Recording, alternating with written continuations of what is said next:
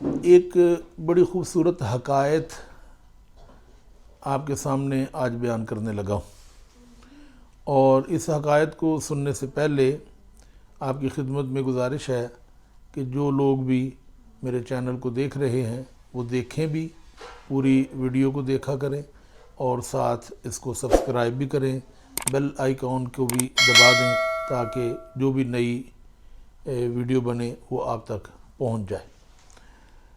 حقائق یہ ہے نا، یوں ہے کہ ایک بزرگ ہوئے ہیں جن کا نام تھا مبارک۔ وہ کسی باغ میں، انار کے باغ میں ملازم تھے، اور عرصہ 6 سال گزر گئے ان کو اس باغ کی حفاظت کرتے ہوئے۔ ایک دن اس باغ کا مالک آیا اور اس کے ساتھ اس کے بڑے اچھے دوست بھی تھے، اچھے عہدوں پر فائز لوگ۔ ان کی دعوت کے لیے اس نے بلایا تو اپنے ملازم مبارک سے یہ کہا کہ مبارک، تم ایسا کرو کہ میٹھے انار اتار کر لے کر آؤ تاکہ ہم اپنے مہمانوں کی دعوت کر سکیں۔ وہ گئے، انہوں نے انار اتارے اور اپنے وہ باغ کے مالک کو پیش کیے۔ انہوں نے جب ان کو کاٹا تو وہ سارے کھٹے تھے۔ بڑے سخت ناراض ہوئے۔ انہوں نے کہا یہ کیا بات ہے، تم اتنے عرصے سے ہمارے پاس ملازم ہو، تمہیں یہ پتہ ہی نہیں، جاؤ جا کر دوسرے انار لے کر آؤ۔ چنانچہ مبارک گئے اور وہاں سے جا کر انہوں نے دوبارہ انار اتارے، وہ لا کر پیش کیے، وہ بھی کھٹے نکلے۔ اب مالک سے برداشت نہ ہوا، اس نے کہا عجیب بات ہے، ایک عرصہ سے تم یہاں ملازم ہو، تم ان کی رکھوالی کرتے ہو، تمہیں کھٹے اور میٹھے کا پتہ ہی نہیں۔ تو مبارک نے کہا کہ بات یہ ہے آقا کہ آپ نے مجھے ملازم رکھا ہے باغ کی حفاظت کے لیے، اناروں کی حفاظت کے لیے، آپ نے مجھے کھانے کی اجازت ہی نہیں دی۔ میں نے 6 سال میں اپنے باغ کا ایک انار بھی نہیں کھایا، تو مجھے کیسے پتہ چل سکتا ہے کہ کون سا انار کھٹا ہے، کون سا انار میٹھا ہے؟ تو یہ بات مالک کے لیے بڑی حیرانی کی باعث تھی۔ وہ بہت پریشان ہوا، اور آپ کی نیکی اور تقوی کا بھی بڑا وہ سمجھا کہ کمال ہے، ایسا متقی آدمی، ایسا تقوی شعار آدمی میرا ملازم ہے۔ تو ابھی وہ اس بارے میں سوچ رہا تھا کہ اس کے ذہن میں یہ خیال پیدا ہوا کہ کیوں نہ میں اپنی بیٹی کا رشتہ ان کے ساتھ کر دوں، کیونکہ وہ اپنی بیٹی کے رشتے کے لیے تلاش میں تھا کہ کوئی اچھا آدمی مل جائے۔ تو اس نے جناب مبارک سے کہا کہ میں چاہتا ہوں کہ میں اپنی بیٹی کی شادی آپ کے ساتھ کر دوں، تو کیا آپ اس دعوت کو قبول کرتے ہیں؟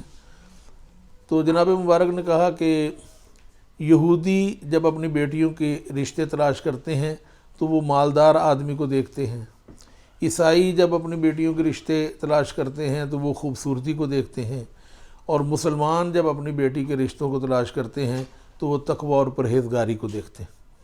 اب یہ جواب سن کر وہ اور متاثر ہوا۔ اس نے اپنی بیوی سے مشورہ کیا اور انہوں نے فیصلہ کیا کہ مبارک کے ساتھ اپنی بیٹی کی شادی کر دیتے ہیں۔ چنانچہ انہوں نے جب ماں باپ تقوی، متقی اور پرہیزگار شخص کو اپنی بیٹی دیں تو اس کا مطلب یہ ہے کہ وہ بھی متقی اور پرہیزگار لوگ تھے، اسی لیے انہوں نے متقی اور پرہیزگار آدمی کو ہی پسند کیا۔ تو وہ متقی اور پرہیزگار کی بیٹی بھی متقی اور پرہیزگار تھی۔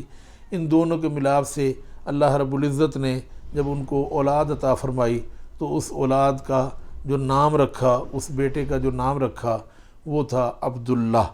اور اب آپ کو یہ پتہ چل گیا ہوگا کہ ہم نے جو نام عبداللہ بیان کیا ہے تو وہ تھے جناب امام سیدنا عبداللہ بن مبارک رضی اللہ تعالی عنہ، جو کہ حدیث کے بہت بڑے امام، بہت بڑے عالم تھے، اور پوری دنیا میں آج تک ان کا نام مشہور اور معروف ہے۔ اب یہ واقعہ آپ نے سماعت فرما لیا، اور اس میں آپ کو یہ بھی پتہ چل گیا کہ جب ہم اپنی بیٹیوں کے رشتوں کی تلاش کریں تو یہودی اور عیسائیوں والا راستہ اختیار نہ کریں کہ یہودی دولت کو دیکھتے ہیں، عیسائی خوبصورتی کو دیکھتے ہیں۔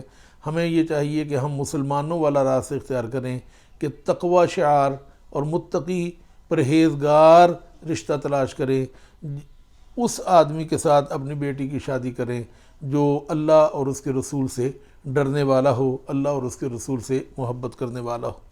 جو بندہ اللہ اور اس کے رسول سے محبت کرنے والا ہے، اللہ اور اس کے رسول سے ڈرنے والا ہے، وہ اپنی بیوی کے حقوق بھی اچھے طریقے سے ادا کرے گا اور کسی قسم کی اس گھر میں کبھی بھی ناچاکی نہیں ہوگی۔ تو اس واقعے سے یہ ہمیں سبق ملا، اور ہمیں آئندہ کے لیے اس بات کو اپنے مد نظر رکھنا ہے کہ جب بھی ہم اپنی بیٹیوں کے رشتوں کو تلاش کریں تو متقی اور پرہیزگار لوگوں کو تلاش کریں، اللہ اور اس کے رسول سے ڈرنے والوں کو تلاش کریں، تو اللہ تعالیٰ دنیا میں بھی ہمارے گھروں میں سکون عطا فرمائے گا، اور ان کو جو اولاد عطا فرمائے گا وہ اولاد بھی نیک اور فرما بردار ہوگی۔